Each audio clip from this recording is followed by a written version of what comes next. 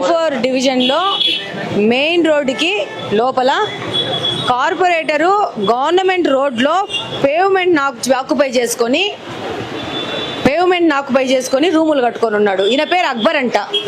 ఈయన 34 డివిజన్లో కార్పొరేటర్గా గెలిచినాడంట. గవర్నమెంట్ నుంచి జీతాలు తీసుకుంటూ వీళ్ళని కార్పొరేటర్గా గెలిచింది.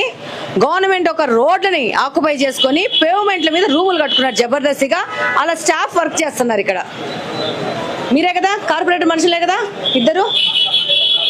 1 వీక్లో కార్పొరేటర్ ఇది ఖాళీ చేయకపోతే బుల్డోజర్ తీసుకొచ్చి పగలు కొట్టేస్తాం. ఖాళీ చేసేమని చెప్పి అబ్బర్కి. లేకపోతే క్రిమినల్ కేసులు బుక్ అవుతాయి ఆయన మీద.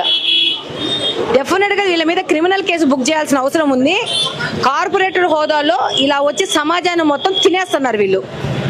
చిన్నోళ్ళు బీదోళ్ళు ఎక్కడన్నా వాళ్ళకున్న సొంత స్థలాల్లో ఇల్లులు కట్టుకుంటే ఏమాత్రమైన డీవియేషన్స్ పోతే రోడ్డు వచ్చి వాళ్ళ ఇళ్లను కూల్చేస్తారు.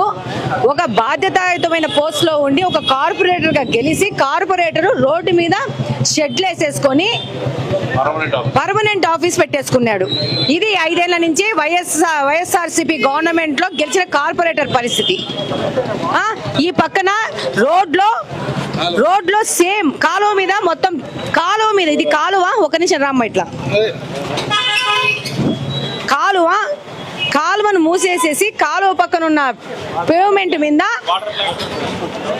వైఎస్ అవినాష్ రెడ్డి గారు జగన్మోహన్ రెడ్డి గారి నిధులతో ఆరో వాటర్ ప్లాంట్ పెట్టేసి ఈ జగ కూడా ఆక్యుపై చేసేసుకున్నారు.